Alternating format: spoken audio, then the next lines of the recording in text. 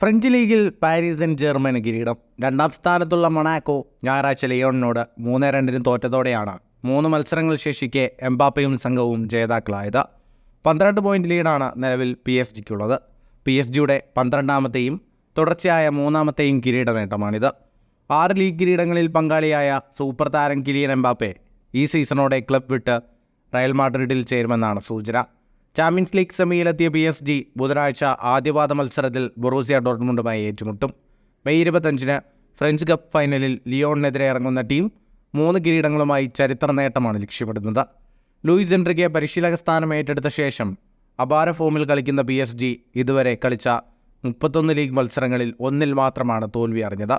31 മത്സരങ്ങൾ പൂർത്തിയായപ്പോൾ PSG-ക്ക് 70-ഉം മൊണാക്കോയ്ക്ക് 58 പോയിന്റാണുള്ളത്.